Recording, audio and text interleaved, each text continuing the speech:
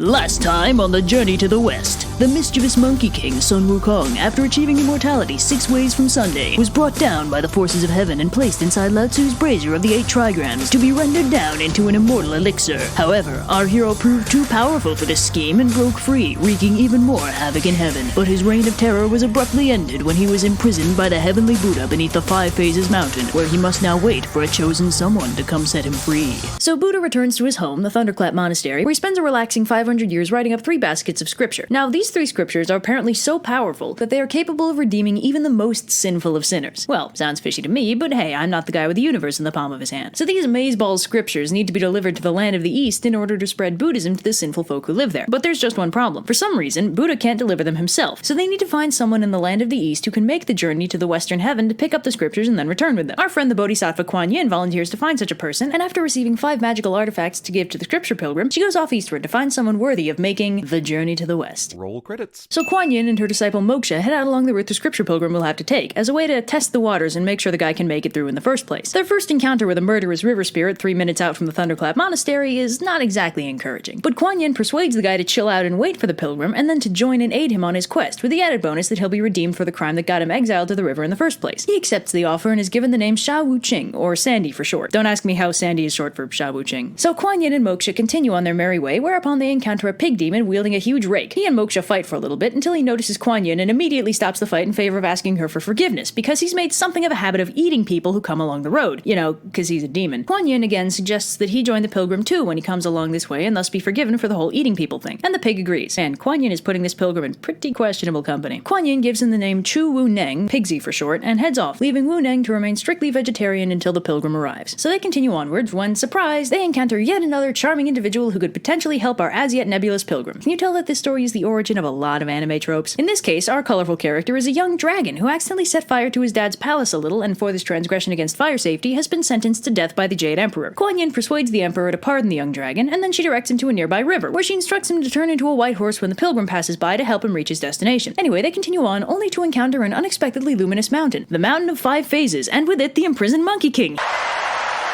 So Wukong's like, Kuan Yin, how's it going, girl? Great to see ya. It's been really lonely for the past 500 years, you know? Nobody ever comes by to visit. And Kuan Yin's like, yeah, that's great. Listen, I'm about to go find someone to make a pilgrimage for me. He'll be coming by soonish. He's gonna release you from this mountain, and then you need to help him get where he's going. You got that? And Wukong's like, 10-4, good buddy. Yep, I am just all about that virtuous mission. So Kuan Yin and Moksha arrive in the city of Chang'an and disguise themselves so as not to attract too much attention. Then they set about finding the right monk to serve as the protagonist to this little adventure. Speaking of protagonist, here's where the book veers off into a tangent to describe the ludicrously convoluted family history of this dude Xuanzang, who, in case you hadn't already guessed, is our soon-to-be protagonist. Now, Xuanzang has one of the most complicated family histories in all of epic protagonistdom. I won't recount the whole thing here because that would take all day, but basically he's the grandson of an emperor, he's been raised as a monk his whole life after being Mosesed by his mother, and he's the reincarnation of Golden Cicada, an original disciple of the Buddha and a holy being. So Xuanzang is basically the best guy ever, and a total sweetheart, despite the wacky circumstances of his birth. So long story short, 3 court officials convene to select a worthy monk for reasons completely unrelated to Kuan Yin's mission, and of course they select Xuanzang, the biggest Boy Scout in all of ancient China. Anyway, Kuan Yin catches wind of this and goes to see if he's worthy of being the scripture pilgrim. She finds her way to the court officials and gives them 2 of the various gifts the Buddha had given her to give to the pilgrim so that they might give them to the most virtuous monk they know. So Xuanzang gets a beautiful robe and a priestly staff, both courtesy of Kuan Yin, and Kuan Yin learns that Xuanzang is the best man for the job. So the Grand Mass, which is the thing that they selected Xuanzang for, happens, wherein Xuanzang has to present a memorial to the Tang Emperor. Kuan Yin takes the opportunity to steal the show by revealing herself in all her glory to the court, and officially requests to volunteer from the audience to go on the pilgrimage to go to the Western Heaven and retrieve the Tripitaka, which is the official name for the thing the Buddha made. Xuanzang obviously volunteers, just as planned, and Xuanzang is given the by-name Tripitaka and sent on his merry way with a horse and 2 attendants to help him. Don't get too attached to them, though, as the party is captured by demons almost immediately and Tripitaka's 2 attendants are killed and eaten. Great start. So the demons finish their attendant buffet and bunker down for the night, leaving poor Tripitaka to ponder his exciting future as lunch meat, when suddenly a mysterious old man appears out of nowhere and frees him, and Tripitaka's like, where the heck did you come from? And the old man's like, don't ask stupid questions, here's your horse. So Tripitaka and the old man zip out of the cave, and Tripitaka goes to thank him, only to find that he's vanished, leaving a note explaining that he was the gold star of Venus himself, providing a helpful bit of divine intervention. So Tripitaka goes on by himself for about half a day, only to discover that he really doesn't have the constitution for all this questing nonsense, and he and his horse are just about done with everything, when who should come to the rescue but a friendly, boisterous hunter named Po Chin, who spooks all the beasties that were harassing Tripitaka and offers to guide him to his home. So Po Chin and his family have Tripitaka over for dinner, which is slightly awkward because Tripitaka is extremely vegetarian and Po Chin's family hunts all their food, but they handle it gracefully, and Tripitaka further endears himself to the family when he accidentally pacifies the ghost of Po Chin's father, like you do, which prompts Po Chin to offer to guide Tripitaka to the mountain on the border of the Tang Empire to ensure no further hijinks ensue. Did somebody say hijinks? So as it turns out, the mountain they get to is none other than Five Phases Mountain, where our good buddy Sun Wukong is still languishing. So Wukong's like, "Yo, kid, you that pilgrim guy? Kuan Yin said you'd be coming by to let me out." And Tripitaka's like, Awesome. How do I do that? That mountain looks kind of heavy. and Wukong's like, "You just gotta climb to the top and peel off the golden seal."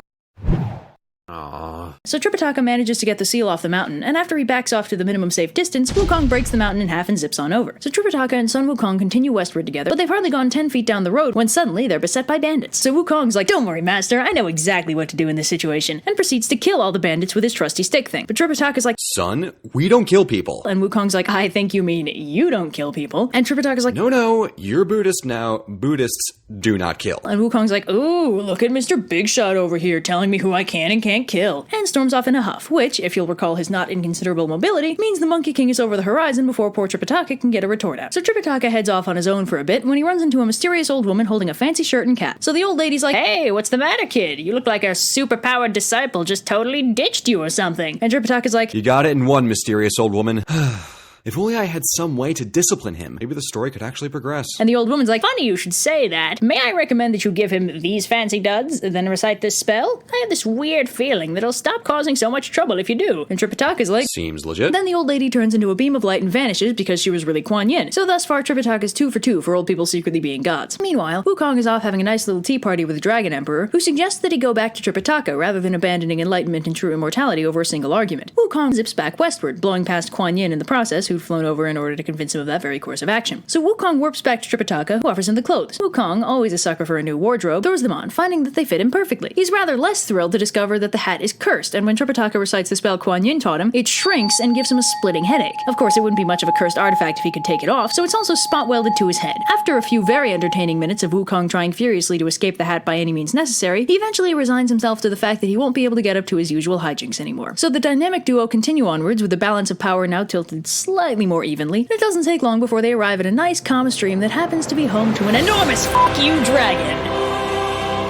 Wukong nopes the hell out of there with Tripitaka in tow, and the dragon takes the opportunity to eat Tripitaka's horse. So Tripitaka freaks out since without a ride he's stranded, but he's also too scared to let Wukong leave him alone. But a bit of timely divine intervention arrives to protect Tripitaka, leaving Monkey free to confront the dragon. So they fight it out for a bit, but the dragon's like, screw it, and dives to the river bottom and refuses to come out. Wukong does some magic shenanigans and draws the dragon out again, only for the dragon to turn into a water snake and run away. At this point, Wukong is done, but the local mountain spirits tell him that this dragon is actually under orders by Kuan Yin to help them. So one of the heavenly spirits goes and gets her, and after a brief digression where Wukong vents at her about the cursed hat thing, she draws out the dragon, and Wukong picks a fight with him, too. Look, he's had a trying day, alright? Anyway, Kuan Yin gets the dragon to turn into a horse for Tripitaka to replace the one he ate, and then, to make Wukong stop sulking, she gives him 3 get-out-of-danger-free magical leaves. So now, with the matter having been resolved to everyone's satisfaction, our dynamic trio continue westward. So anyway, they continue on and arrive at still yet another monastery, run by a sketchy old monk. Long story short, the monk lays eyes on that really fancy monk robe Tripitaka got way back when, it's called a cassock, by the way, and takes it into his head to steal it, and to that end, he decides the best way to go about it is to burn down his own monastery. Well, that's not very zen of him. So Wukong smells the smoke, weighs his options, and decides the best way to solve the situation without pissing off Tripitaka is to let the monks burn their monastery to the ground. But first he borrows a fireproof cloak from one of his heavenly buddies to make sure Tripitaka and the horse don't burn with it. Is it just me, or is Monkey on shockingly good terms with all the people he beat the hell out of in the last video? The fire eventually burns itself out, and Tripitaka finally wakes up, only for them to find out that during all the confusion, a mountain demon came by and stole the cassock. Also, the patriarch monk killed himself. So anyway, Wukong zips on over to the demon's mountain and they fight, but the demon calls a lunch break and locks himself in his mountain. So Wukong zips back to the ruined monastery for snacks, then returns to the mountain to sneak in. So Wukong disguises himself as the old monk and has a little tea party with the mountain demon, and then they fight more, but the demon runs away again, and Wukong decides to call in the cavalry. He goes to Kuan Yin, and together they figure out another way to sneak in and get the cassock back. Kuan Yin disguises herself as a Taoist friend of the demons, and Monkey King disguises himself as a present from that friend, a pill of immortality. Long story short, Wukong beats up the demon from the inside, ew. Kuan Yin retrieves the cassock, and Wukong returns it to Tripitaka, and they continue on their merry way. Will Sun Wukong learn to value friendship over his impulsive desires? Will Tripitaka succeed in his quest to the Thunderclap Monastery? Will that stupid horse ever remember he can fly? Find out next time on Journey to the West.